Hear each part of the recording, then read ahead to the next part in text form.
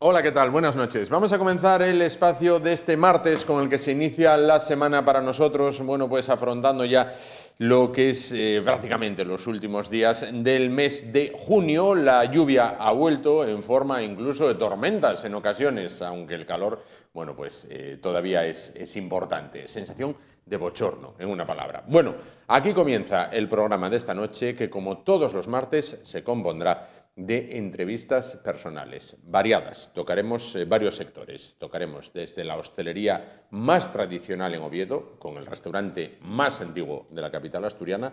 Pasaremos por las elecciones en el Colegio de Abogados de la capital asturiana y también, bueno, pues como todo martes que se precie, finalizaremos con una lectura recomendada, un libro publicado en Asturias, escrito por un asturiano. Comenzamos.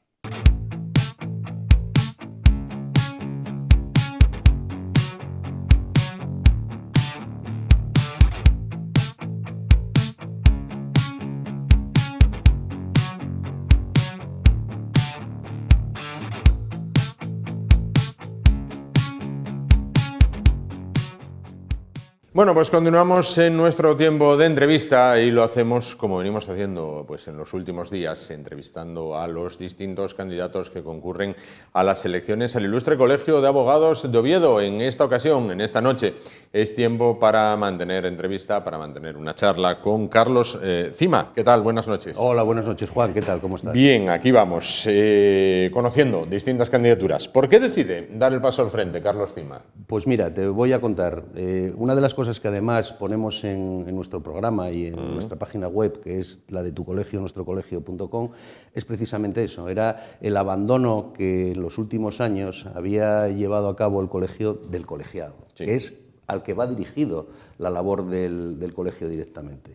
No a hacerse autobombo ni a estar en distintas instituciones, que todo eso también está muy bien, pero la primera y esencial labor del Colegio de Abogados es precisamente esa: proteger al abogado, proteger sus intereses y velar por ellos, ante las instituciones, ante la Administración de Justicia y ante todos aquellos órganos que pudieran verse afectados por esa situación.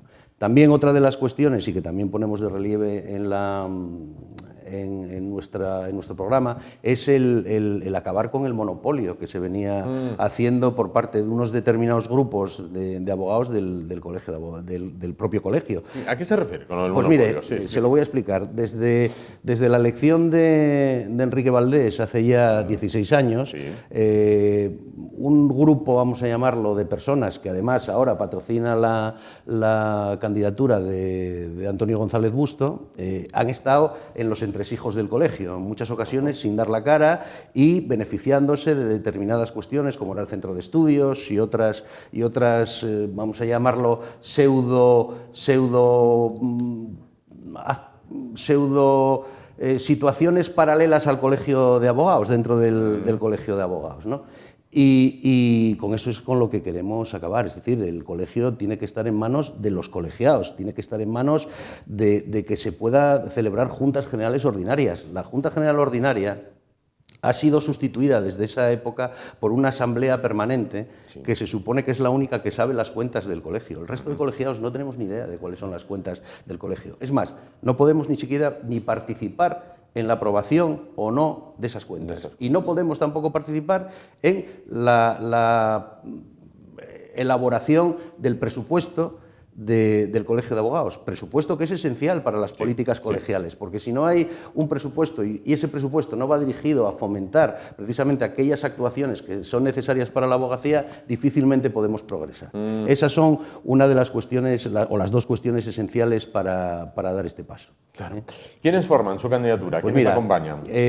Aparte de decirte, podría decirte todos los nombres, pero sería prolijo, lo que sí te voy a decir es que lo que formamos la candidatura somos abogados de a pie. Ya nos hemos definido de esa manera, es decir, somos abogados todos con despacho propio, que todos los días nos levantamos la persiana del despacho para poder trabajar, para poder pues sacar adelante a nuestras familias con los ingresos que se producen a través de la profesión, y muchos de ellos complementando esa actividad, vamos a llamarla privada con el turno de oficio, porque para muchos de los que van en mi candidatura el turno de oficio también es necesario para completar esos ingresos de cara al sustento de sus familias. Entonces, somos personas que no solo queremos que la abogacía esté en manos de las personas que somos abogados, sino que además que somos personas absolutamente comprometidas, personas absolutamente entregadas en el momento en que, si contamos con la suerte de que se nos entregue la confianza de los colegiados,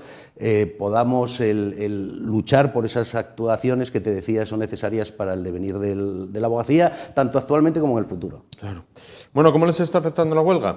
Muchísimo. Muchísimo, es un desastre. O sea, tú date cuenta que nosotros llevamos desde el mes de febrero prácticamente en huelgas concatenadas. Empezó con la huelga de letrados de la Administración de Justicia, luego se pusieron los de la Administración de Justicia, los funcionarios de la Administración de Justicia en general, y hubo la amenaza velada en su día de hasta jueces y fiscales. ¿Qué pasa? Pues que no se están celebrando juicios, que no están saliendo sentencias, no se están notificando, y el abogado normalmente cobra o factura cuando termina el procedimiento. Por lo tanto, nos está afectando económicamente de una manera brutal. Pero es que además, la actuación por parte de los huelguistas, que yo, con todo el respeto al derecho a la huelga, me parece que no está o no ha sido lo suficientemente, vamos a llamarla, leal con el resto de profesionales de la justicia. Es decir, no puede ser que yo a las 9 de la mañana salga para un juicio en Llanes y no sepa si ese juicio se va a celebrar o no. Porque cuando me avisan de que se va a suspender, que a lo mejor se iba a celebrar a las 10, estoy ya pues en Ribadesella o donde sea. Y claro, eso supone no solo no cobrar, sino un gasto, tanto para el cliente como para el profesional. Y eso, el colegio no hizo absolutamente nada por el colegiado. Nada. Y cuando digo nada es nada. Sacaron 2 circulares quejándose de que el malestar de los profesionales, pero eso no es nada. Es decir, vamos a ver, el señor decano tenía que coger y decir, si no se avisa con 24 o 48 horas, que era el pacto que supuestamente había con el comité de huelga para suspender las actuaciones judiciales, autorizar a todos los letrados que lo pidieran a que no acudieran ese día al juicio. Sobre todo para no incurrir en gastos, que es esencial, ¿no? Y luego lo que nosotros proponíamos el otro día, mientras se mantenga la huelga, la única forma que tenemos de ayudar al colegiado, desde el colegio también, aparte de esas actuaciones económicamente, es el que no se tengan que pagar las cuotas colegiales en este tipo de situaciones. Es decir, yo estoy no pudiendo ejercer mi profesión, estoy no recibiendo ingresos y, sin embargo, tengo que seguir pagando al colegio. No puede ser. Claro. Entiendo. Acercar el colegio al colegiado, implantar herramientas digitales, lo del monopolio ya me lo explicó. Bueno, estas son algunas de las medidas que pondrían en marcha, ¿no? Sí, mira, acercar el colegio a los colegiados es lo que te decía.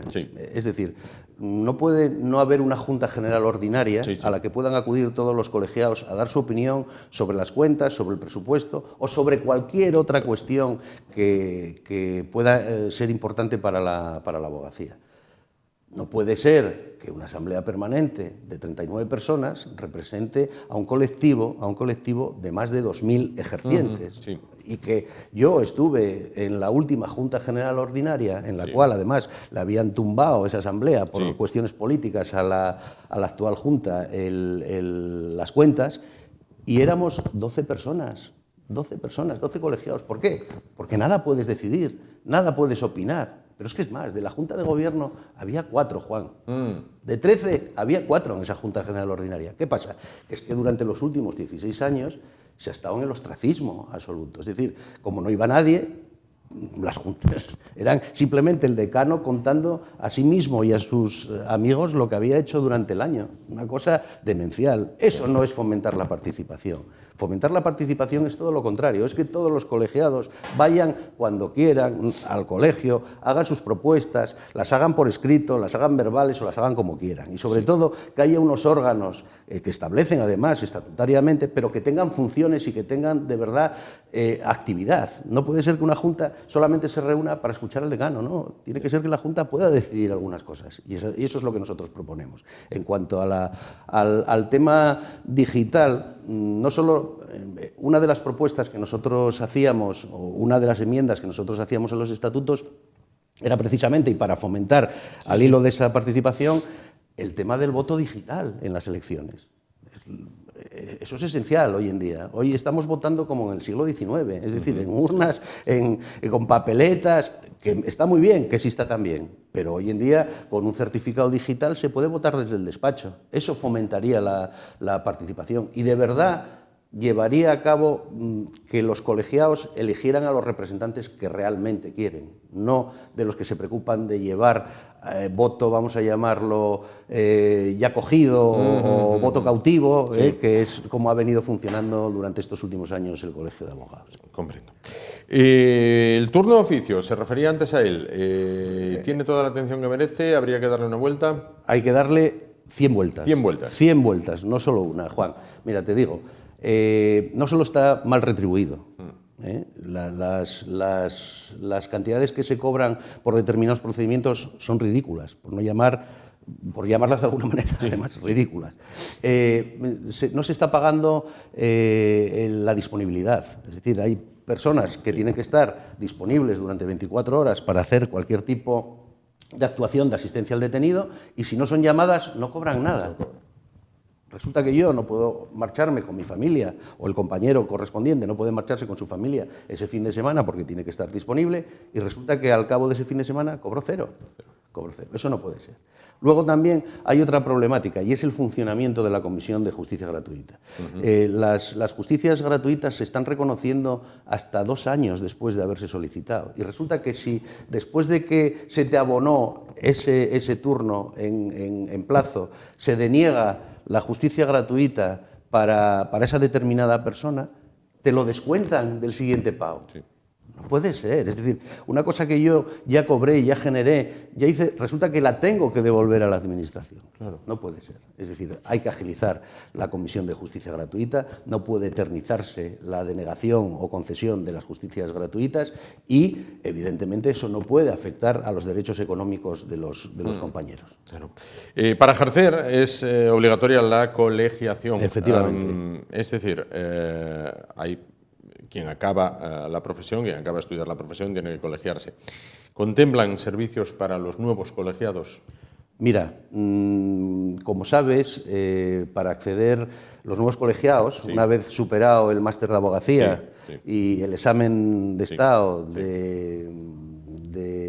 para poder colegiarse, para acceder a determinados turnos, el turno civil, el turno penitenciario, etcétera, tienen que hacer unos determinados cursos. Bueno, pues es que ahora el Colegio de Abogados está cobrando esos cursos a los colegiados. Eso es una vergüenza. Vamos a ver, ¿para qué vale la cuota? No, nosotros lo que vamos a hacer es que todos aquellos cursos que sean necesarios para llevar a cabo el ejercicio de la profesión sean gratuitos y eso afecta específicamente a los jóvenes, porque son los jóvenes los que una vez colegiados tienen que hacer esos cursos para poder acceder al turno. El que ya está en el turno no necesita hacer esos cursos. Entonces, eso es un beneficio para esas personas que además tienen pocos ingresos por la propia naturaleza de la profesión, porque hasta que no te labras un despacho o no te labras un nombre, ingresas menos en esta profesión. Entonces, hay que ayudar a esa gente joven a que pueda abrirse camino en la profesión. Ese es un elemento esencial. También estamos proponiendo una rebaja del 25% en la cuota colegial para todos los colegiados y especialmente otra rebaja mayor para los colegiados jóvenes. ¿Qué pasa? Que es que tampoco sabemos el estado de las cuentas del colegio, no sabemos si hay dinero. Como te decía, no se conocen las cuentas, difícilmente sabemos si hay dinero o no hay dinero. Es el misterio del alba, nadie sabe nada, todo está oscuro y por lo tanto, evidentemente, para tomar todas estas medidas deberíamos acceder al decanato y al resto de puestos de la Junta de Gobierno. Pero vamos, en principio esa es nuestra idea. Y otra de las cuestiones que a raíz de esto creo que el Colegio de Abogados debería pelear de nuevo es el tema del máster de abogacía. El máster de abogacía, antes, vamos a llamar, ese máster se articulaba a través de la Escuela de Práctica Jurídica, que dirigía fundamentalmente el Colegio de Abogados. Ahora resulta que el máster de abogacía, a partir del tema este de Bolonia, lo dirige la universidad. La universidad está para aprender, no para practicar una profesión. Quienes tienen que dirigir y quienes tienen que articular cómo tiene que ser la profesión son los colegios de abogados. Hay que volver a sacar ese máster de abogacía de la universidad y que vuelva de alguna manera, o bien compartido, evidentemente, con la universidad. Tampoco estamos diciendo que no tengan que tener algún tipo de actuación, pero es mucho más importante la del profesional, la del colegio profesional. Hay que hacer algo con ese tema. Más temas. ¿Qué otras medidas o qué otros problemas ustedes detectan y tienen solución? Bueno, problemas muchos, lo que tengan solución o no es difícil. Mira, un problema que está surgiendo estos días, porque hay un movimiento en redes muy importante, es el de la mutualidad, que es el de la jubilación de los abogados. Mira, hay compañeros ahora con 80 y 80 y pico años que están cobrando 500 y 600 euros de pensión mensual. Eso no solo es un demérito para la profesión y para la abogacía y para los veteranos, sino que no puede ser. Esos 600 euros que está pagando la mutualidad, además, no tienen incremento ni del IPC ni de nada. Es decir, se han quedado ahí estancados desde el año 2006. Es decir, los 600 euros del año 2006 no son los 600 euros del año 2023. No. Y por lo tanto, hay que obligar a la mutualidad, a que vuelva a olvidarse de que sea vamos a llamar, una empresa privada de seguros, para que vuelva al concepto inicial que era para el pago de las pensiones de los abogados.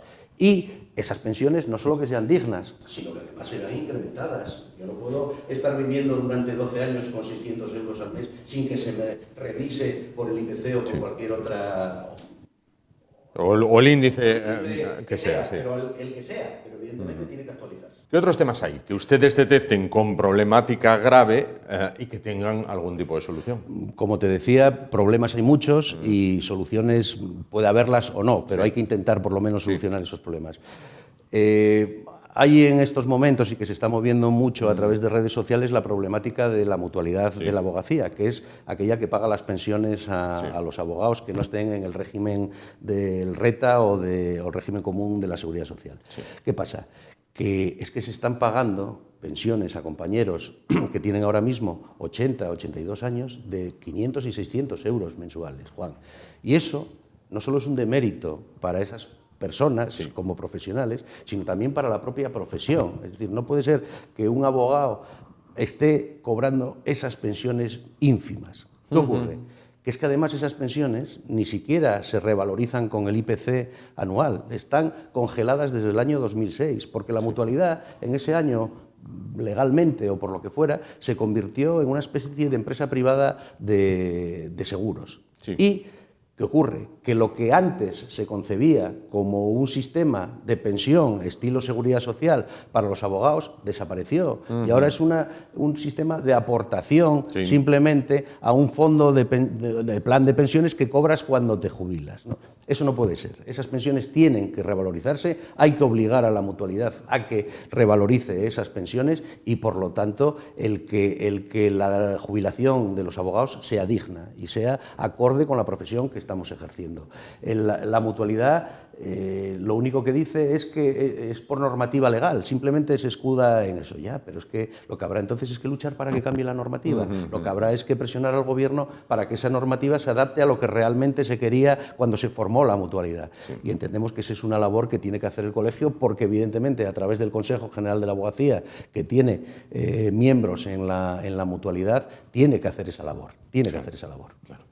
Bueno, por otra parte, quiero preguntarle por un tema que yo no sé si es más mediático que de contenido, que es todo lo que la polvareda que se ha suscitado en torno al nombre del colegio, Ilustre Colegio de Abogados de Oviedo.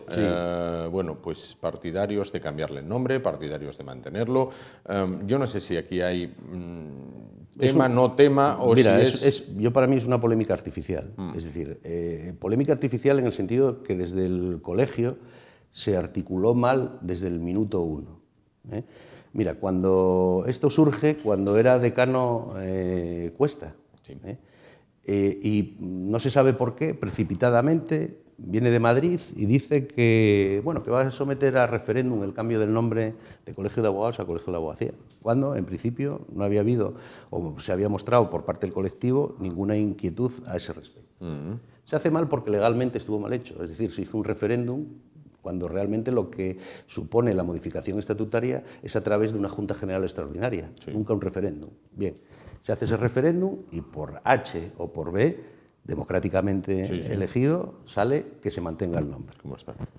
El decano, por aquel entonces, pues por lo que fuera, dice que va a respetar el resultado. Estaría bueno si se sometió a votación. Esto es como el Brexit, me guste más o me guste menos. Pero hay que aceptarlo. Hay que aceptarlo.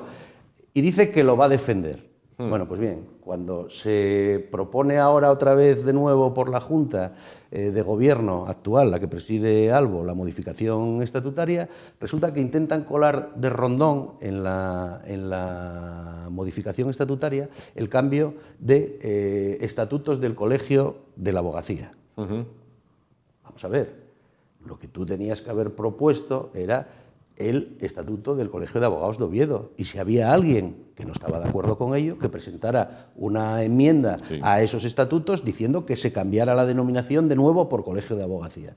Se hubiera llevado a la Junta General Extraordinaria, se hubiera votado y lo que hubiera salido, a respetarlo. Es lo de siempre. La voluntad democrática hay que respetarla.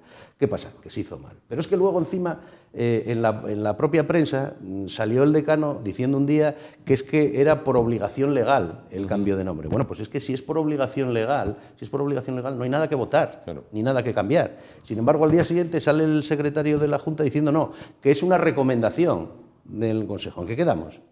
¿Obligación legal o recomendación? Si es una obligación legal, no hay nada que hacer. Y si es una recomendación, pues habrá que someterlo a través de los organismos correspondientes, que ya te digo, que no es otro que la Junta General Extraordinaria. Pero claro, esa Junta que fue la que en su momento hizo el primer referéndum, lo primero que debería haber hecho era respetar el resultado. Y luego, que en esta Junta General Extraordinaria sale que se cambia el Colegio de la Abogacía, pues se cambió. ¿Qué se va a hacer? Bueno, Carlos Cima, abogado y candidato, tiene su cámara para dirigirse durante un minuto aproximadamente a sus votantes, a los colegiados. Creo que tengo suficiente con el minuto. Estimados compañeros, lo que sí quiero tomar la palabra es para pediros la confianza y el voto a mí y a mi candidatura, que entiendo que es una candidatura compensada y con la suficiente experiencia en las personas que la conforman para afrontar los retos de la abogacía que vienen para el siglo XXI en el que nos encontramos. Y sí quiero deciros que a lo que me comprometo personalmente es a que el decano sea el conductor de todas aquellas quejas que los letrados puedan tener respecto a su actuación ante los órganos tanto administrativos como judiciales. No puede existir faltas de respeto, no puede existir faltas de colaboración de esos órganos. Automáticamente, cualquier cuestión de estas habrá que ponerlo en conocimiento del colegio y nosotros seremos motor de llevar a cabo esa queja ante los organismos que correspondan. Además, también, lo que decía, me comprometo a que el turno de oficio funcione de una manera distinta, sea retribuido justamente y además se dignifique esa actuación que es el ejercicio de un derecho constitucional que corresponde al Estado. Hay muchas otras cuestiones que ponemos de manifiesto en nuestro programa y que podéis visitar en la página tucolegio-nuestrocolegio.es y que os invito no solo a que la veáis, sino a que nos mandéis aquellas sugerencias que creáis que pueden ser interesantes para que las adoptemos si tenemos la suerte de contar con vuestra confianza. Muchas gracias y os espero el día 29 de junio para que ejerzamos todos el derecho al voto y sea una jornada electoral satisfactoria y alegre. Gracias. Pues muy bien, Carlos Cima, como decíamos, abogado y candidato al decanato del Ilustre Colegio de Abogados de Oviedo. Gracias. Muchas gracias a ti, Juan. Perfecto. Nos vamos ahora a publicidad muy rápidamente y continuamos el programa de esta noche. Hasta ahora mismo.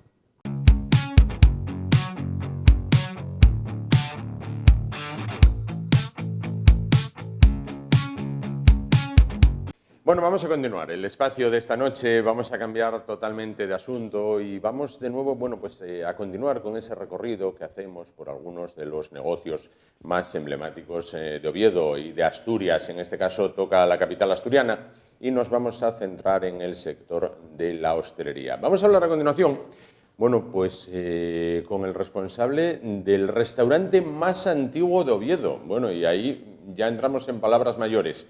Fundado en 1898, allá cuando, como dicen los más mayores de la casa, cuando la guerra Cuba, efectivamente, cuando la guerra Cuba, además hasta la guerra de Cuba tuvo que ver en la fundación, ahora nos lo contará nuestro siguiente invitado. Se trata de Marcos Martínez García Lobato. ¿Qué tal? Buenas noches. Hola, buenas noches. Sumiller en Casa Lobato, y decía yo, el restaurante más antiguo de Oviedo, por ejemplo en mi casa ocurre, los más veteranos dicen, uy, cuando la guerra Cuba. La guerra de Cuba tuvo que ver en el nacimiento de su casa, ¿no? Tuvo que ver. Mi bisabuelo estuvo miliciano en Cuba. En el año 98, bueno, antes de que se acabara la guerra, a él lo hirieron, entonces volvió como, bueno, soldado herido, y de aquella el gobierno de la época pues daba un como mérito, no es como ahora que se dan las pagas famosas, sí. La paga de la época era te daban una licencia de estanco. Entonces él se estableció donde, bueno, actualmente está el restaurante, estableció un bar tienda con estanco y ahí empezó Casa Lobato. Casi era más positivo lo de antes. Te ayudaban a emprender, no ahora te dan una paga y a la venga, ahí te arregles, ¿no? Casi, sí. Bueno, te hacían emprendedor, ¿no? Sí, funcionaba de otra manera. Estamos hablando de tiempos en los que, lógicamente, pues por haber no había casi ni electricidad. Entonces, bueno, de aquella la época el Naranco tenía minas. Los mineros subían y cambiaban allí los sacos porque los inviernos eran mucho más duros que ahora y la nieve estaba presente a lo mejor 2 o 3 meses, había que caminar por nieve. Entonces allí se cambiaban los sacos para la nieve, se tomaban los orujos y vinos. Cuando llegaba una pelleja de vino, pues se ponía un ramo en la puerta, que era pues algo típico de la época para que la gente supiera que había vino fresco. Y luego, pues bueno, poco a poco el restaurante fue pasando de generación en generación, siempre en manos de la familia. Y fue, pues bueno, transformándose pues poquito a poco. Después de mi bisabuelo, pues llegó mi abuelo y mi abuela, que empezaron con las bodas, allá por los años finales de los 40, después en una época complicada, después de la posguerra. Porque en la guerra queda todo destruido. Todo destruido, sí, eso hubo que reinventarse, reconstruirlo todo con mucho esfuerzo, lógicamente. Levantar algo en aquella época tampoco es fácil ahora, pero bueno, lógicamente ahora levantas una casa en 3 días, como quien dice. De aquella pues se fue poquito a poco haciendo cosas. La parte de la entrada del restaurante es original, que está hecha de piedra, así como el parking. El parking no es un encofrado, el parking está sujetado sobre piedra. Entonces, claro, bueno, eso es eterno, realmente claro. Eso aguanta mucho.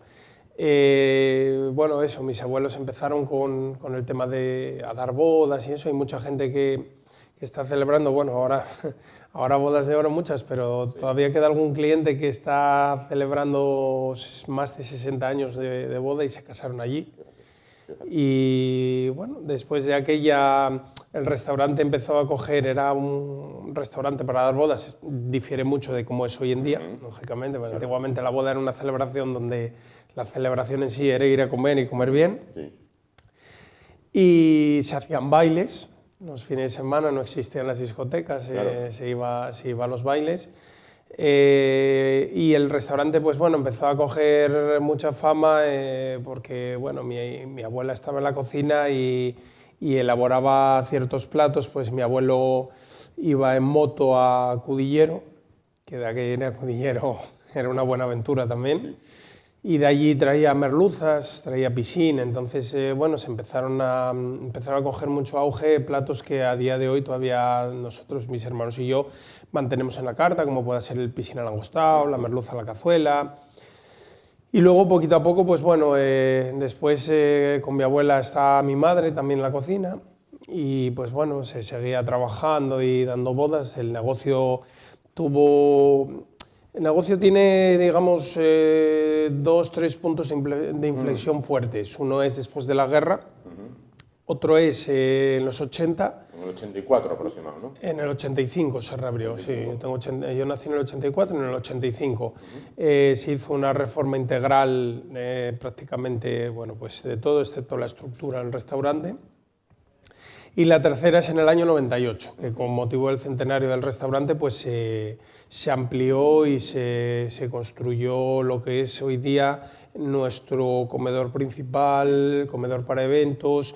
Se reformó todo el jardín que teníamos, que era antiguamente era un jardín merendero, que luego pasó a ser una terraza donde podías ir a tomarte tu botella de sidra, tus calamares, y tenía una zona jardinada sobre todo para niños y eso, y todo eso se reformó y actualmente pues bueno, es un salón de carta con cristalera muy amplia, también para eventos, con un jardín donde pues bueno, se hacen aperitivos de bodas, convenciones, que bueno, pues... Claro. Marcos, eres la cuarta generación. Esto, sí, como dicen los argentinos, el peso de la camiseta obliga. Quiero decir, dices, cuidado, llevo una historia detrás, tengo que hacerlo bien. Bueno, la camiseta pesa. Solo quizás por el arraigo y el deber familiar. Quizás estéis en la obligación de hacerlo bien, pero bueno, no es una obligación, porque es lo que llevamos haciendo toda la vida. Realmente nuestra filosofía es un poquitín la que ya tenían nuestros abuelos y nuestros padres.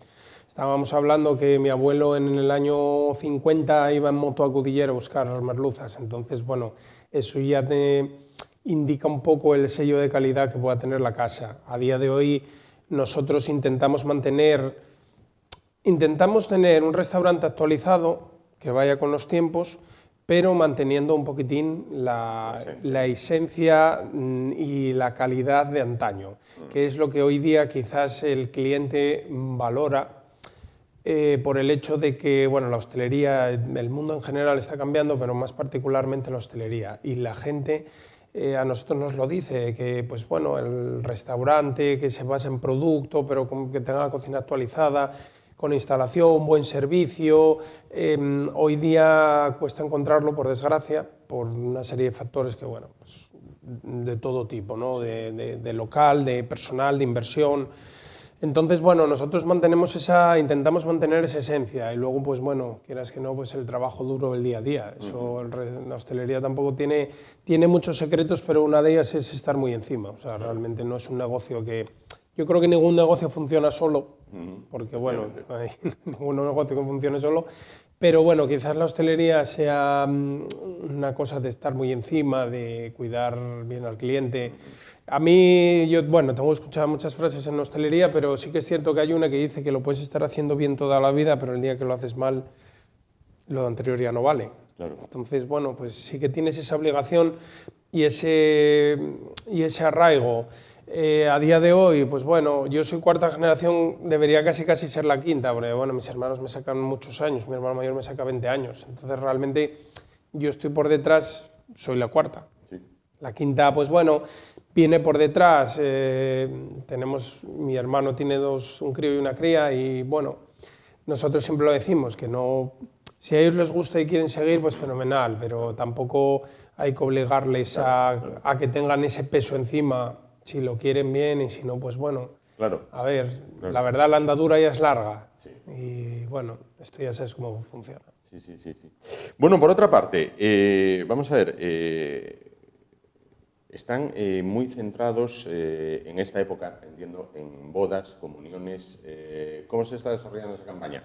¿Se recupera con respecto a la fatal pandemia que azotó a todos, pero la hostelería la azotó de manera muy dura? La pandemia fue algo pues inesperado, algo que bueno, prácticamente para la sociedad actual no había pasado nunca. Bueno, realmente una pandemia nunca nos había tocado. Para la hostelería, como bien dices, fue muy duro por muchas cosas. Bueno, dentro de la hostelería pues hay varios sectores, pues el sector diurno, el nocturno, el de restauración, el de... fue duro para todos, sí. Lógicamente. Sí que es verdad que los restaurantes tuvimos esa ventaja de que pudimos empezar a trabajar pues bueno, con las normas que establecía la autoridad en el momento, bien fuera el gobierno central o el gobierno autonómico o el local, porque bueno, cada uno tenía sus normas, te dejaban trabajar pues bueno, con terrazas, con comedores amplios, te obligaba un poco a reducir espacios. Tuvo alguna cosa buena, y es que nos quedamos con alguna cosa de que luego, pues bueno, las distancias entre mesas, alguna serie de cosas sí que benefició o a lo mejor ayudó para darte cuenta que a lo mejor como lo estábamos haciendo o costumbres que teníamos no eran las más adecuadas o las más correctas. Bueno, pues no sé, a lo mejor mismamente el hecho de cuando empezó una de las prohibiciones que estaba prohibido fumar. Sí. Y había que fumar a 2 metros del local. Sí. Nosotros en la entrada del restaurante establecimos un cartel en el que ponía que en la entrada donde hacía acceso de gente no se podía fumar. Que bueno, es una cosa, tú llegas y muchas veces en la puerta de donde vayas a entrar hay una persona fumándose un cigarrillo, que bueno, pues a lo mejor lo teníamos muy socializado, muy normal. Nosotros a día de hoy ese cartel sigue ahí, porque entendemos que bueno, si vas a entrar a un sitio donde tampoco teniendo espacio y zonas donde la gente pueda fumarse el cigarrillo cómodamente, no tiene por qué estar, bueno, quizás por imagen, tal, pues es una pequeña anécdota, pero son cosas que ayudan. La pandemia, a ver, a niveles... nosotros somos un restaurante de día a día, con un servicio de carta, y luego tenemos eventos. Sí. En el día a día, sí que es verdad que una vez que pasó el confinamiento y arrancó el restaurante, bueno, estuvo a tope todos los días. Claro. Incluso días de cena que decías tú, bueno, típicas noches tranquilas, el restaurante estaba a tope. Los eventos, el año 20 fue nefasto y el 21 vamos a decir que no fue nada bueno. Y luego a partir de ahí, pues bueno, se fue un poquitín poco a poco avanzando y bueno, pues ahí se pasó como se pudo, ¿no? Claro. Cada boda es un examen, quiero decir, cada boda, cada evento, porque concentra mucha gente, más que lo que puede ser una comida o una cena diaria. Cuando una persona se casa, le dicen a los novios, si la boda es buena, nadie te va a decir nada, pero si la boda es mala, te lo van a recordar toda la vida. Esto para el gerente del restaurante, para la propiedad, ¿es un examen? Sí, yo creo que sí. Para nosotros nos lo tomamos así. Quizás, bueno, pues sea motivo de...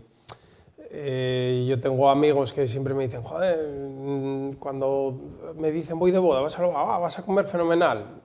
No quiere decir que en otros sitios no, pero bueno, nosotros sí que es verdad que uno de nuestros sellos es la regularidad, buen producto, la gente sabe que va a comer bien, todo el mundo comete errores, lógicamente, pero bueno, estamos muy encima de ello. Nosotros nos tomamos cada evento, es como un examen, con mucha exigencia, y luego, pues bueno, a partir de ahí intentas hacerlo lo mejor posible. Bueno, a ver, los eventos difieren unos de otros. Lógicamente, las bodas es el momento especial de dos personas, sus allegados y su familia, y todo el mundo quiere que salga bien. Sí. Lo único que no podemos manejar es el tiempo, y aquí en Asturias, pues bueno, lógicamente, es el que es. Porque es el que es y hay que jugar con ello. Hay veces que, pues bueno, si quieres dar un aperitivo en el jardín, estás pendiente de la meteorología, a lo mejor cuando lo tienes todo preparado echa el chaparrón. Pues bueno, son cosas que ya se te escapan o intentas ajustar lo mejor posible. Pero sí, nosotros mismos nos ponemos un nivel de exigencia alto, donde pues mi hermano Juan Luis en la cocina, mi hermano Tony a la hora de cerrar todos los detalles, o yo que estoy en sala y soy el que está un poquitín gestionándolo todo, procuramos que vaya todo por el libro. Tenemos un gran equipo de trabajo, tanto en cocina como en sala, donde pues bueno, la gente sabe cómo funcionamos, no dejamos nada a la improvisación. Y bueno, quizás con esta fórmula, pues bueno, llevamos tiempo funcionando así. Nuestra idea es mantenerla, lógicamente actualizándose, pero la idea es esa, mucha intensidad. Pues esto es como el entrenador que te exige mucha intensidad y pues es un poquitín la idea. Claro. ¿Qué plantilla tienen actualmente? Pues actualmente contamos con una plantilla fija de 17 personas y luego, pues bueno, para temas de eventos tenemos una plantilla de eventuales que casi siempre es fija, que se mueve, pues bueno, depende de los eventos, pero entre 10, 14 personas que son más o menos fijas. Luego, dentro de esos eventuales, pues por ejemplo hay 3, 4 que están todos los fines de semana, porque si no es por evento es por servicio de carta o lo que sea. Y luego, pues bueno, claro, a ver, tienes eventos, por ejemplo, pues lo que comentabas antes, comuniones. Este mes de mayo fue ya el mes de comuniones, ahora ya las comuniones empiezan a aflojar un poquitín, ahora estás con bodas ya, digamos, hasta el mes de octubre, noviembre. Y tienes días de mucho evento o de grandes eventos con mucha gente, entonces necesitas un número mayor de gente. Luego, pues, esa gente va rotando a lo largo del año, pero bueno, es gente que lleva muchos años trabajando, que bueno, nos dicen que están cómodos en la casa y bueno, una prueba es que si no tienes problemas, o sea, es gente continua y pasan los años y sigues funcionando, gente muy profesional. Eso en sala de eventuales. Luego, pues bueno, la plantilla fija, pues ¿qué te voy a contar? Claro. Nuestro maître Luis, yo tengo 39 años, lleva 38 en la casa. Tenemos personal en cocina que lleva, pues hay un cocinero que ya estuvo con mi padre en un negocio que tenía en Melquía de Salve, en Cabo Peñas, el extinto Cabo Peñas. Y ya trabajó con él allí, estamos hablando de finales de los 80, primeros de los 90. Hay otro cocinero que cuando yo iba al colegio con 15 años ya trabajaba allí.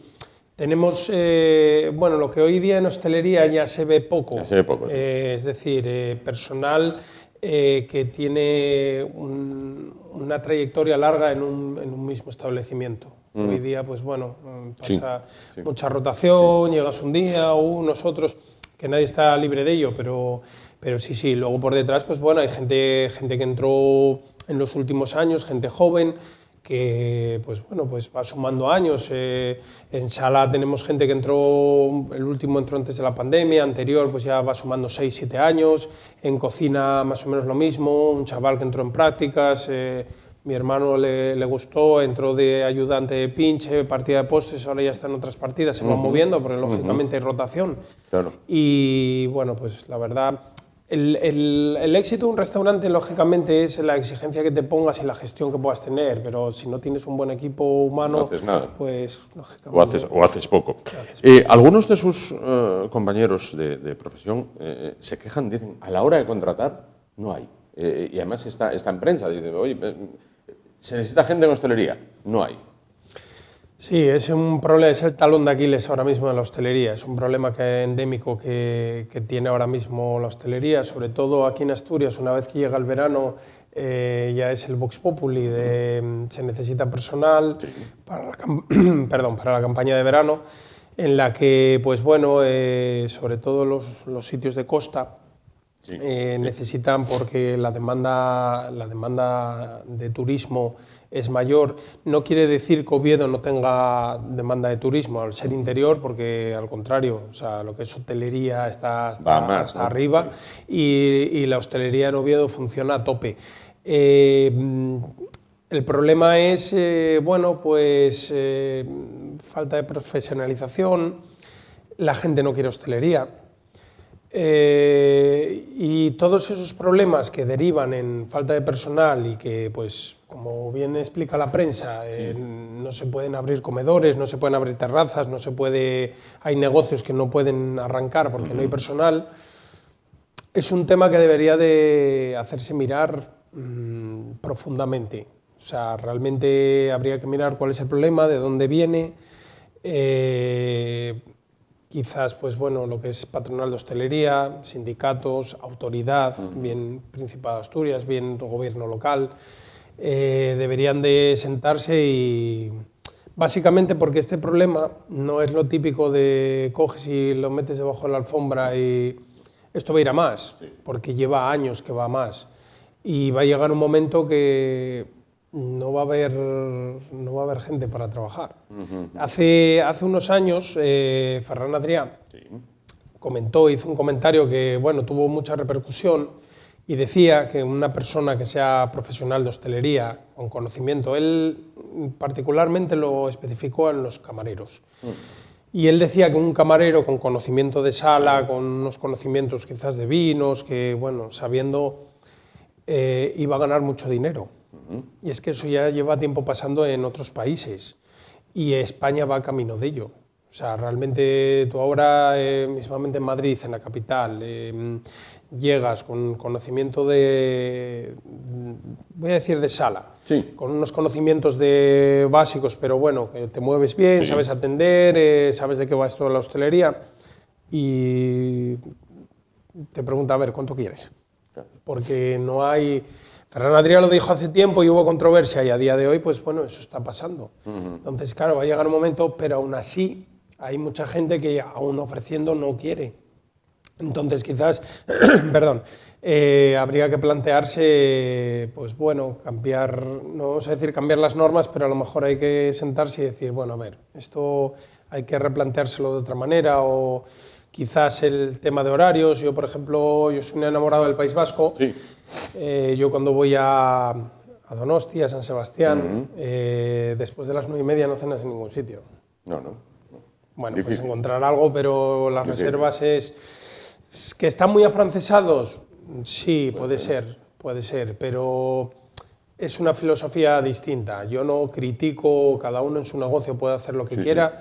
Yo, por ejemplo, tengo unos horarios y fuera de esos horarios, yo lo siento, pero no puedo, porque alguien esté a las 12 de la noche sin cenar, yo no puedo dejar a mi plantilla, bien de cocina, bien de sala, pendiente de alguien. Pues, yo soy el primero que cuando por lo que sea me pilla fuera de hora y tengo que buscarme las castañas para hacer la cena, busco generalmente suele ser fast food, me voy al McDonald's o donde sea, pero yo a partir de ciertas horas no voy a establecimientos porque bueno, es mi manera de...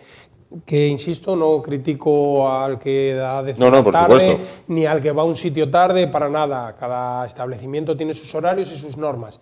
Pero quizás una de las cosas que debería de tenerse en cuenta es el tema de horarios, tema de descansos, tema de, bueno, una serie de cuestiones que a lo mejor, ordenando un poquitín eso, sí que conseguimos que la gente se enganche un poco al sector de la hostelería, porque tiene demanda de trabajo. Lo primero, porque hay demanda. Sí, hay demanda, claro. Y luego, a ver, claro, la gente dirá, yo la hostelería no la quiero. La hostelería, a ver, para mí es bonita. Para mí, claro, yo tengo un perfil de hostelería, pues bueno, de restauración, de un nivel, pues, yo me dedico a los vinos, yo tengo una carta de vinos muy extensa. No quiere decir que no, es que vendes vinos muy buenos y caros, no, pero también tienes vinos más asequibles que también... Para mí la hostelería es bonita. Ahora, pues bueno, claro, es sacrificada, sí, pero también son sacrificados otros trabajos, lógicamente. Yo tengo un amigo que está en construcción y a día de hoy está en industria ferroviaria y él me lo dice, que claro, estar picando piedra para meter vías, lloviendo, con frío, en pajares, es complicado también, cada cosa tiene lo suyo, pero bueno, claro, él por ejemplo sabe cuándo entra y cuándo sale, entonces a lo mejor quizás en hostelería una de las cosas a tener en cuenta sería eso, pero bueno, eso ya son cosas que no me quiero meter en charcos. Que nos irán a mayores, eso ya son cosas de... Vamos a hablar de la cocina, de la carta. Una carta, entiendo que a lo largo de los años tiene que ser un organismo vivo, no puede estancarse. Tiene que evolucionar, aunque sí manteniendo sus clásicos, ¿no? Lo que nos decías del pescado. Pero la carta tiene que entrar en evolución porque todo tiene que evolucionar, ¿no? Sí, a ver, la carta tiene que estar en constante evolución. Por ejemplo, nuestra carta tiene una serie de platos. El problema que puedas tener con los años es que tienes unos platos que son muy famosos o que la gente va a tu casa expresamente a comer eso y no los puedes tocar. Claro. ¿Cuál es el problema? Claro, hay cosas que no puedes quitar. Si quieres ir añadiendo cosas, claro, la carta tiene que tener un límite. Las cartas demasiado extensas, pues bueno, son un poco problemáticas de cara a servicios, sobre todo de cocina, etcétera, etcétera. Entonces, bueno, ahí tienes que buscar un equilibrio. Quizás nosotros, pues bueno, tenemos una carta que se busca con... Tenemos una carta basada en producto, ¿vale? Pues ahí tenemos nuestro jamón ibérico de bellota puro, tienes las anchoas que elaboramos, pues bueno, un poco como hacía nuestra abuela, desespinadas a mano. Tienes platos, pues bueno, tenemos una bechamel de pollo langostinos que es muy conocida, que gusta mucho a la gente. Tienes las almejas en salsa marinera. Te vas un poco a producto de calidad 100%. Bueno, lógicamente el jamón no vas a descubrir nada de un jamón, pero sí que es verdad que aquí en Asturias encontrar, a mí me lo dice mucha gente, me dice, joder, es que ir a comer jamón que sea puro, bueno, cortado a cuchillo, bien... es complicado, no hay tantos sitios. Por ejemplo, el problema del jamón es que necesitas mucha rotación. Si no tienes mucha rotación, los jamones se secan y ya esto, además aquí con la humedad que hay, esto no es el sur. Entonces, claro, esas cocinas.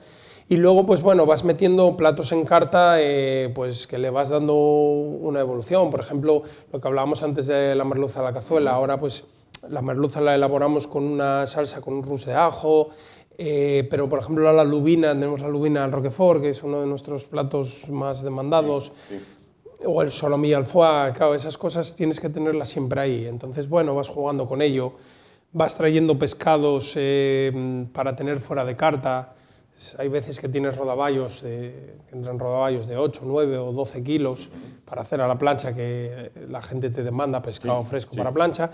Y hay otras veces pues, que traes otros perfiles de pescado, como puede ser, pues, no sé, imagínate un dentón, que los haces con un toque de brasa al horno.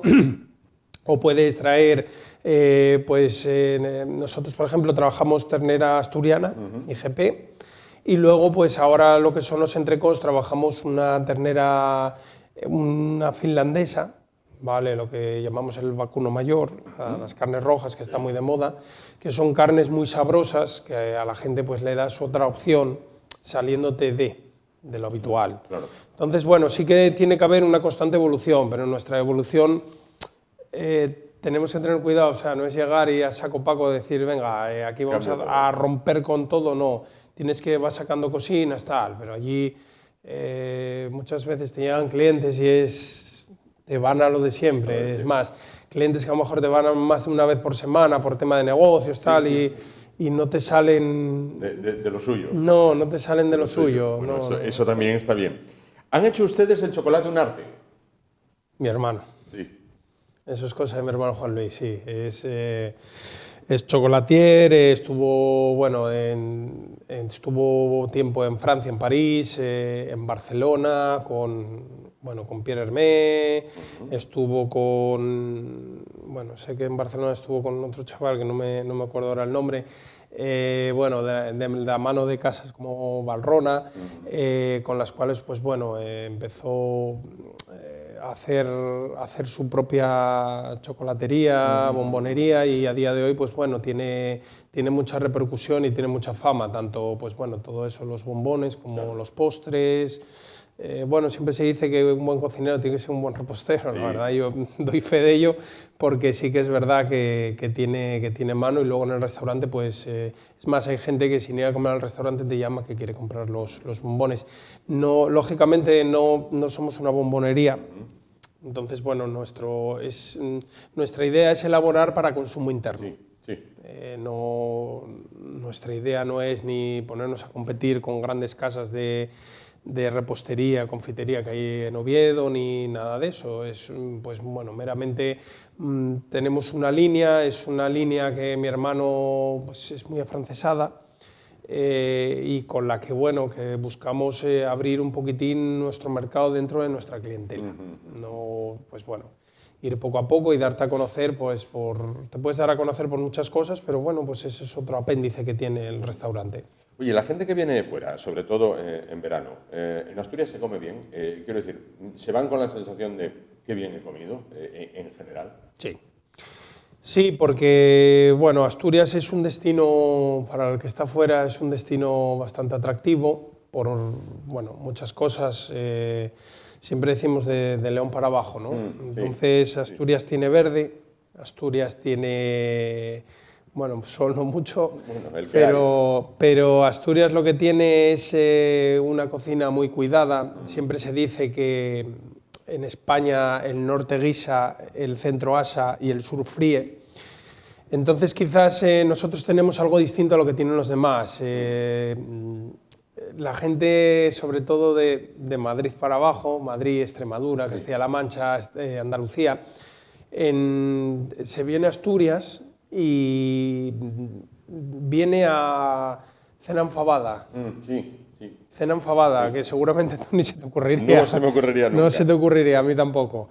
Pues ellos, y es gente que yo vendo, nosotros en el restaurante, ahora empieza la época estival, y es una época en la que vendemos muchas más fabas que el resto del año junto. Porque la demanda, la gente de fuera, te hablo del público nacional, pero el público extranjero también, mucho mexicano, centroamericano, lo mismo. Viene a Asturias, ya no solo la fabada, porque bueno, lógicamente ahora hay una tendencia del cachopo. Estamos cachopando por encima de nuestras posibilidades. Quiero decir, se ha hecho del cachopo un casus belli de decir, ahora todo tiene que ser cachopo, y cuanto más grande y más enorme, mejor. Y si mide 1,5 metros, mejor que si mide 1 metro. Yo creo que sí, y el problema es que estamos cayendo en eso que dices tú, porque sí que es verdad que la gente llega y la gente de fuera dice, el cachopo, cuanto más grande, tal. No por el hecho de que sea más grande o porque, bueno, yo soy jurado de la guía del cachopo de Nacho Gancedo, me llama todos los años para hacer de jurado de la guía. Yo tengo jurado Asturias, resto de España y Madrid, que lo tiene como un apartado aparte. Y sí que te das cuenta que lo que se elabora en Asturias es muy distinto a lo que se elabora fuera. Cuando juramos de fuera de Asturias, nos damos cuenta de que tamaños, elaboraciones, mezclas. En Asturias la gente ya desde hace tiempo es un cachopo, carne buena, un relleno con unos quesos, pero sencillo. Al final gana la calidad y quizás en ese sentido sí, el tema del cachopo, pues bueno, esté cayendo un poco en eso. No voy a entrar a valorar detalles. Yo, por ejemplo, a mí personalmente considero que pues, bueno, una fabada tiene mucha mayor elaboración.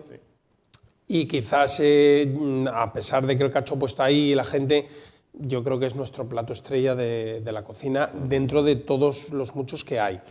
Pero bueno, la gente de fuera al final valora también que tú vienes a Asturias, te puedes comer buenos pescados, buenas carnes, tomarte buenos vinos.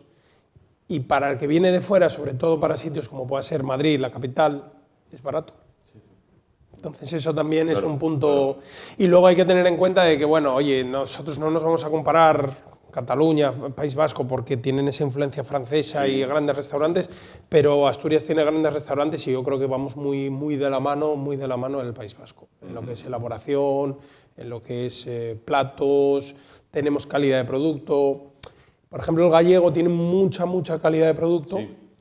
Pero quizás la elaboración que tiene, que ojo, tienen platos muy buenos, pero tiene la elaboración que pueda tener el asturiano, muchos de los platos que ellos no los tienen. Claro. No. Quiero preguntarte unas cosas así, como una batería rápida. ¿Afecta el 23J, las elecciones del 23J, a la reserva de bodas y demás? Porque yo ayer escuchaba por la radio, hablaban gente de hostelería en Madrid y decía, claro, estamos encontrándonos gente que organiza bodas que decía, ¿y si me toca mesa? Eso afecta. ¿Qué pasa? Que es la primera vez que pasa algo parecido. Te voy a poner un ejemplo que es el de las comuniones. El 28M, el 28 de mayo hubo elecciones, casi no hubo comuniones, no en Casa Lobato, en casi ningún sitio. Y cada vez que hay elecciones que coincide en época de comuniones, el día concreto no suele haberlas. ¿Qué va a afectar?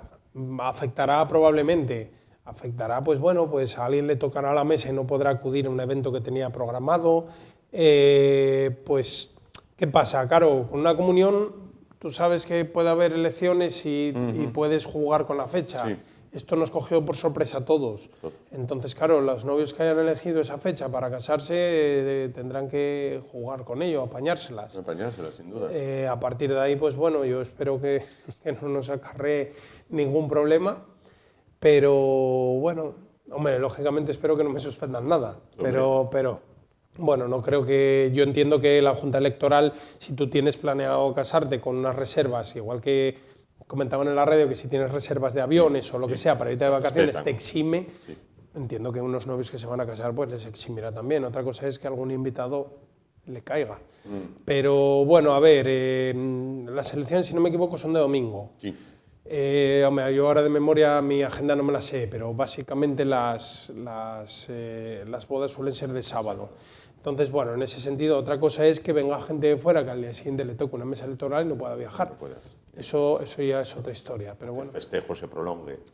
Que el festejo se prolongue, pero poquito, bueno, un puedes ir poquito. de la boda a la mesa electoral directamente. Efectivamente, vas ahí de frente.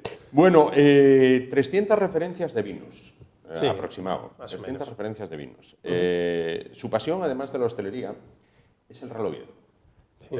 Creo que hay, no sé si lo siguen manteniendo, un Paternina de 1925. Por un año no coincide con la fundación del Real Oviedo. Si un año hubiera ascenso, ¿se descorcha esa botella o...? No, porque, bueno, podría tener la gracia, pero no, esa botella, la verdad, está guardada en la bodega, además, en la bodega antigua. ¿Cuál tesoro? Sí, y bueno, es más meramente anecdótico, porque, bueno, quizás ese vino ya no está... Hombre, podríamos abrirlo para ver lo que hay dentro, pero bueno, vamos a ser realistas y...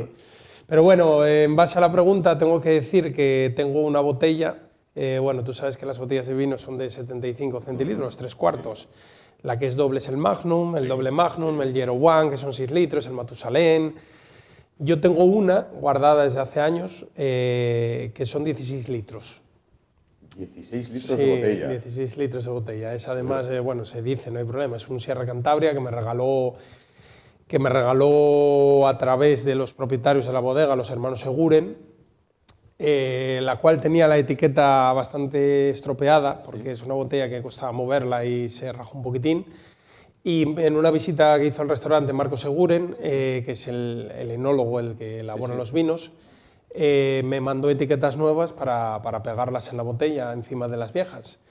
Y la tengo guardada y siempre lo he dicho, que el día que ascendamos que es la botella que se va a abrir. Esa se abre. Sí, y bueno, tiene la ventaja, ya lo vi con vista, porque las botellas cuanto mayor volumen tienen, la evolución es más lenta. Claro.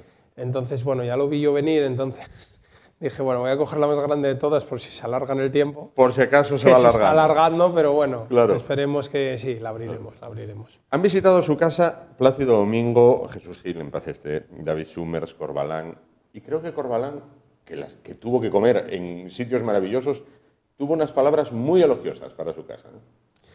Sí, relativamente hace poco en una entrevista que le hicieron nos nombró y bueno, pues es un placer y un orgullo que una persona, bueno, con una repercusión de semejante tipo lo haga. Pero bueno, a ver, yo siempre soy de los que digo que, hombre, tú mismo lo acabas de decir, Jesús Gil. Yo siendo pequeño, mi padre era directivo del Oviedo y bueno, las comidas yo conocía a todos los presidentes de, bueno, estoy viendo Movistar, la Liga de los Hombres Extraordinarios, y yo tuve la suerte de conocer en persona, de que me regalaban pins o tal, a Lopera, Lendoiro, Luis Cuervas, que en paz descanse, que tenía mucha amistad con mi padre, Ramón Mendoza, que también tenía mucha amistad, conocía a Núñez, a la persona que más bueno, yo era un crío, pero mi padre siempre lo dijo, Nicolás Casaus, que en paz descanse, era un señor. Un gran señor.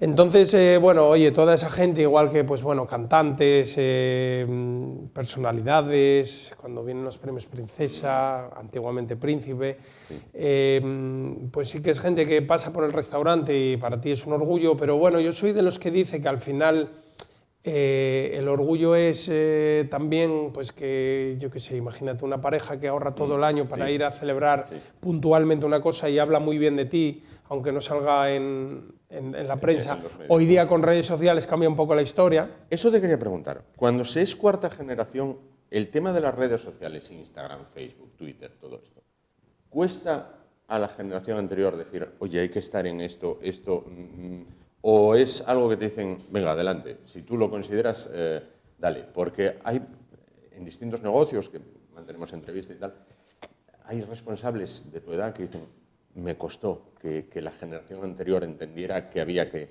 estar ahí, que había que entrar ahí. Bueno, hombre, a ver, quizás un poco, pero a ver, mis hermanos, por ejemplo, yo les en su momento nuestro padre llevaba, bueno, pues las publicidades y la visibilidad que le dabas al producto era al local era de otra manera. Por ejemplo, antes pues se estilaba mucho.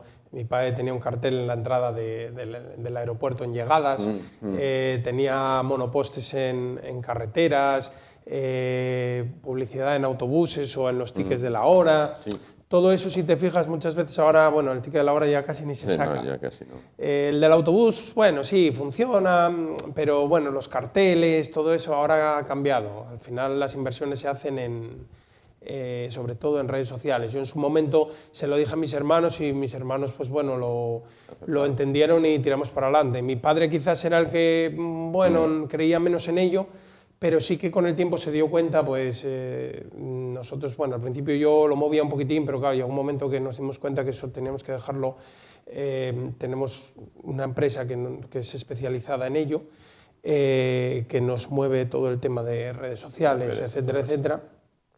Y luego, pues bueno, mensualmente te dan un informe de movimientos tanto de Facebook, de Instagram, los perfiles de cliente o de visibilidad del Facebook es distinto a Instagram. Sí. Pues en Instagram el público es un perfil más joven, Facebook ahora mismo es de un perfil ya mayor. Sí. Mi padre entra en Instagram con sus 80 años y ve un poquitín, entonces sí, digamos que costó un poco, pero hoy día es lo que realmente te da visibilidad y, a ver, a veces coges y cuelgas una foto, sin más, imagínate, de un arroz con bogavante. Sí. Y puede ser meramente anecdótico, pero si la cuelgas un viernes, de repente el domingo tienes 5 mesas con arroces con bogavante cargados. Efectivamente. Entonces, y eso pasa con el steak tartar, pasa con el piscina langostado, con una serie de platos que tiene que ser de una determinada manera. O a mí me pasa que a veces cuelgo una botella de vino, alguna novedad, y la gente pregunta, oye, joder, pues queremos probarlo. Sí, tiene mucha repercusión y mucha visibilidad, sobre todo porque se mueve en todo el mundo. Última, si le pidiera una recomendación, hasta ahora que todavía no cenamos, si es de pescado, creo que me diría piscina al langostado o lubina al roquefort, muy probablemente. Pero para los que somos más de carne, ¿qué recomendaría? Hombre, pues para una cena... Hombre, yo no soy muy amigo de los asados para cenar. Nosotros, pues bueno, dentro en la carta de carnes, como contamos antes, tenemos el solomillo de ternera asturiana, el entrecot de vacuno mayor finlandés y luego tenemos el asado de lechazo IGP de Burgos.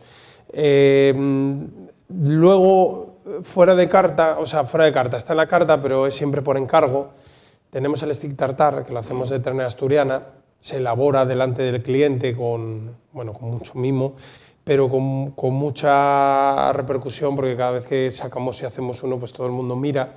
Se hace en el momento, primero se hace la salsa, luego se emulsiona, se mezcla con la carne y tal. Yo quizás sería el plato que recomendaría para cenar, porque es algo distinto, es algo que gusta mucho, está muy bien elaborado y no es excesivamente pesado para una cena, pero al final no deja de ser ternera. Bueno, pues las horas que son y todavía no cenamos, pero bueno, estamos en ello. Con estas recomendaciones, pues mejor que mejor. Marcos Martínez García Lobato, sumiller en Casa Lobato. Muchísimas gracias por estar con nosotros esta noche, por hablarnos de su casa, de una de sus dos pasiones, la otra la vemos en el otro plato a veces, ¿no? Hablando del Real Oviedo. Me quedo para el final con una frase que vi en su página web, en el apartado de eventos. Dice, los eventos son efímeros, pero las emociones perduran. Y de eso se trata, ¿no? Sí. La emoción vivida a lo largo de la jornada, bueno, pues que perdure y que se repita, ¿no? Cuando se pueda. Sí, que las experiencias... volvemos a lo que dije antes, la gente va al restaurante, ir a un restaurante a día de hoy es una experiencia porque, bueno, lógicamente, por desgracia, la mayoría de la población no nos podemos permitir ir todos los días a un restaurante, sea de mayor o menor medida, pero lo importante es que la gente va a una experiencia a comer, queda contenta y sobre todo vuelve. Es lo más importante de todo, así es como se hace clientela. Nosotros tenemos clientela desde los mayores de toda la vida, 80, 90, y tenemos clientela joven de 20 y pocos años, que, pues bueno, su primera cita, su primer... Y te engloba un baremo muy amplio de edades y eso es importante porque significa que lo sigues haciendo bien para el mayor, pero lo estás haciendo bien de cara al joven, que es tu futuro. Entonces, bueno, digamos que hay que tirar un poquitín por ahí, cuidar a todo el mundo y, bueno, pues intentar con la receta de toda la vida seguir haciéndolo bien. Pues que así continúen. Muchísimas gracias por estar con nosotros esta noche. Gracias a vosotros, buenas noches. Gracias. Nos vamos muy rápidamente a la publicidad y continuamos el espacio de esta noche. Hasta ahora mismo.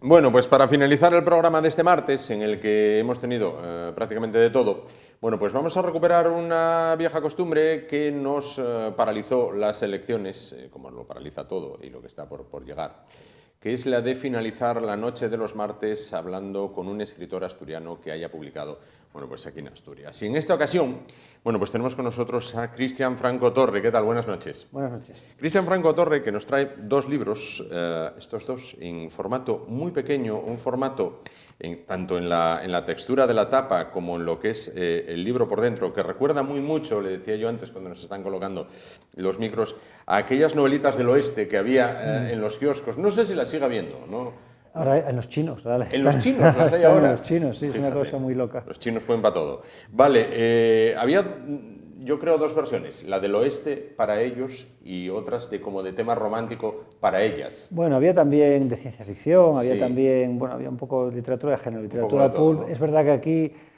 también por Marcela Fuente Estefanía y por bueno, por Intellado, ¿no? Y demás, pues esos dos géneros pegaban muy fuerte, pero bueno, hay auténticas joyas de la ciencia ficción, del bolsilibro, de cosas de Curtis Garland y demás, cosas muy, muy llamativas. Sí. Qué bueno. Bueno, pues vamos a hablar de la Liga de los Teclistas Barbudos, que es el primero.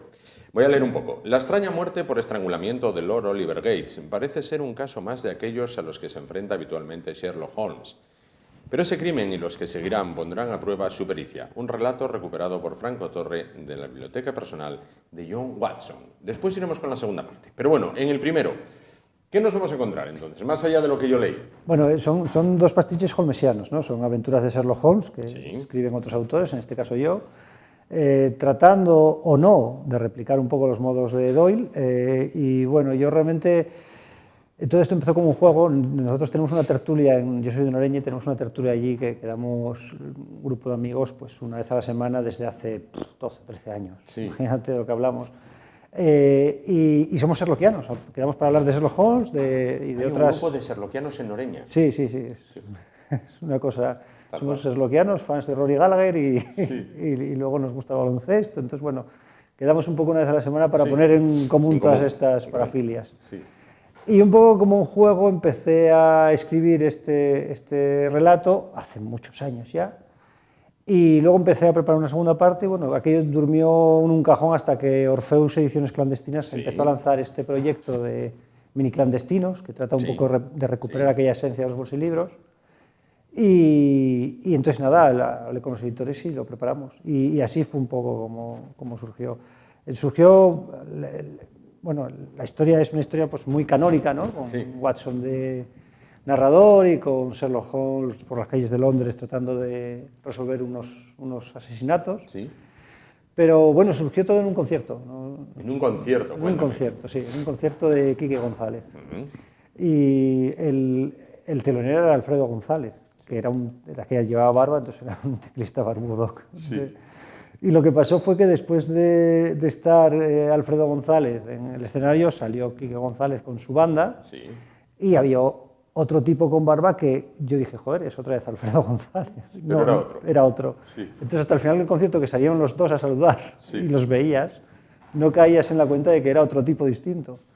Entonces, a raíz de aquella cosa, de aquella imagen, a mí me hizo clic la cabeza y fue... Los teclistas barbudos. Y los teclistas barbudos tomaron forma. Digo yo, cuando te decides a escribir y tomas como personaje a Sherlock Holmes y a Watson, hay quien puede pensar, bueno, parte del camino ya lo tienen dado. Quiero decir, el personaje ya existe y todos en el imaginario nos podemos retrotraer a ese Londres victoriano, además. Pero a la vez entiendo que es una gran responsabilidad porque dices, bueno, y si no consigo dar con la medida del personaje, es decir, si no consigo, porque habrá gente que está acostumbrada a leer el Holmes canon, original, sí. claro, y dice, uy, este no es lo que yo esperaba. Sí, lo que pasa es que la tradición de los pastiches holmesianos pues, empieza incluso en vida de Doyle, incluso cuando estaba publicando el mismo Holmes, ¿no? Entonces hay una larguísima tradición, pues gente como Mark Twain o como Jardiel Poncela aquí en España han hecho pastiches holmesianos. Entonces ha vivido ya muchas vidas este personaje, ha tenido muchas derivaciones, ha tenido muchas aventuras nacidas con otra pluma y con orientaciones muy diversas. Claro, cuando hablamos eso, una tertulia holmesiana, no nos quedamos hablando de las novelas de Doyle durante 2 horas, no todos los días durante 12 años o 13 años. No, pero es que es verdad que leemos muchos pastiches y acabas comparando un poco lo que está leyendo uno, lo que está leyendo otro, un poco en esa línea. ¿Qué pasó en mi caso? Pues yo había un par de autores que me llamaban mucho la atención lo que hacían con el personaje. Uno era asturiano, Rodolfo Martínez, que es también un poco el alma de Spórtula y que hizo unas cosas fantásticas con el personaje, midiéndolo al padre de Lovecraft y metiéndolo en la guerra civil, le dio muchas vueltas al personaje. Y otro era Alberto López Aroca, que es un albaceteño también, que también le ha embarcado en aventuras de ciencia ficción y aventuras fantásticas. Entonces, viendo un poco lo que ellos hacían con el personaje y lo que otros autores, como no sé, Michael Chabón o como Kai Van As hacían con el personaje, pues te vas un poco viendo que realmente las coordenadas son más amplias de lo que esperas. Al final es como trabajar en teatro con un estereotipo, ¿no? Sí. Entonces, sí, pues es que el estereotipo es Sherlock Holmes, que es muy potente. Claro. ¿Y satisfecho con su Holmes y con su Watson? Bueno, yo sí, yo quedé satisfecho y sobre todo me agradó ver, claro, la comunidad holmesiana, aquí lo hablamos, parece una locura, pero está muy viva. Si entras en los foros de internet hay 2.000 o 2.000 y pico seguidores. Entonces, bueno, la respuesta de esa comunidad holmesiana a nivel de España fue muy buena. Fue muy buena cuando lanzamos las 2 historias. Sí. Y el feedback que te está llegando de ellos es muy bueno. Eso quería preguntar, ¿hasta ahora bien? Sí, el feedback bueno, el feedback de los lectores buenos. Es bueno. El primero es más canónico, es más lo que se esperan. Sí. Pero el segundo, y si quieres ya empezamos a hablar del segundo, el segundo es otra historia. El segundo es un poquito más extenso, pero el segundo, aquí lo tenemos. Me encanta el formato, ¿eh? No, en serio, me encanta el formato porque te retrotrae a cuando no había chinos, aunque ahora vamos a hablar de chinos, precisamente. Vamos a hablar de El presunto emperador de Manchuria, que es la continuación del primero, aunque se pueden leer, creo, de forma independiente. Sí, se pueden leer de forma independiente. Un inquietante personaje, el presunto emperador de Manchuria, Su Wei-ming, oculta unos terribles planes para desestabilizar el mundo conocido.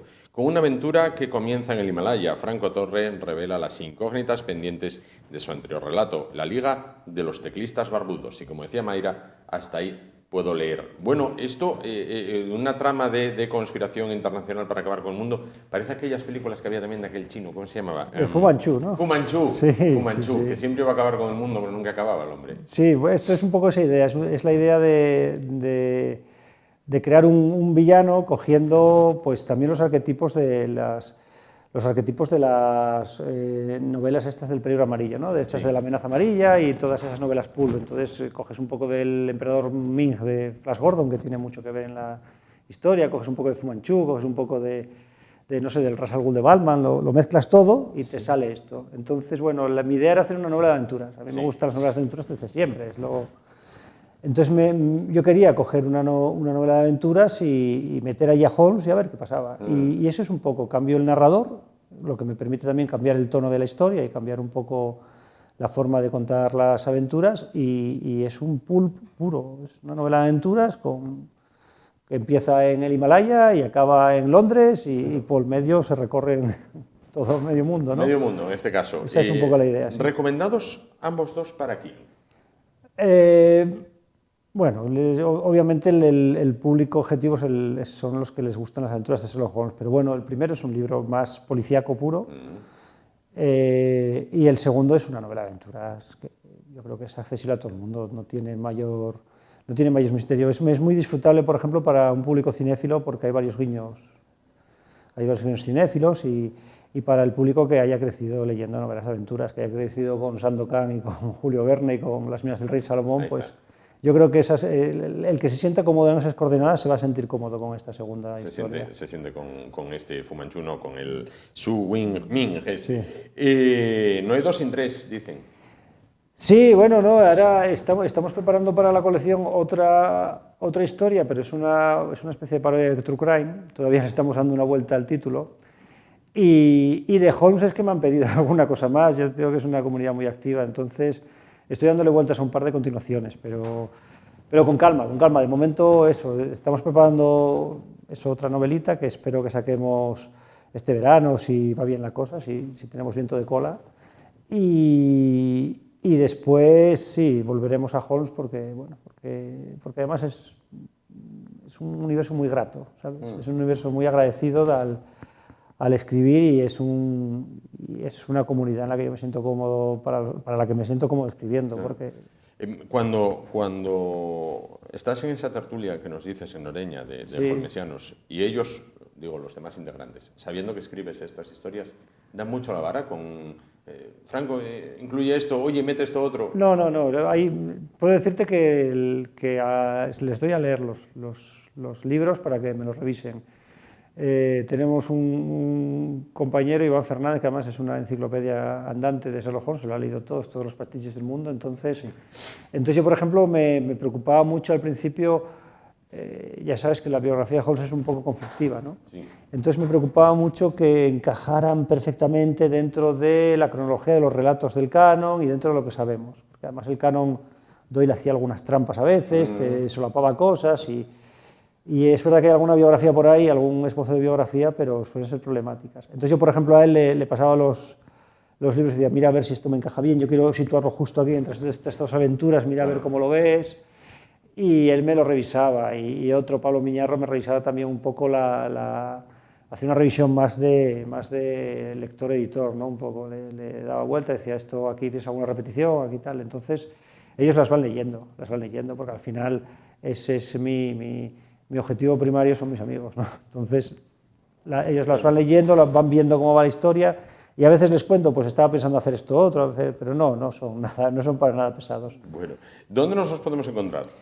Pues en la web de Orfeus, por supuesto, y después en librerías, pues sé que estaban en Casa del Libro, sé que estaban en Cervantes, en muchas librerías por aquí están.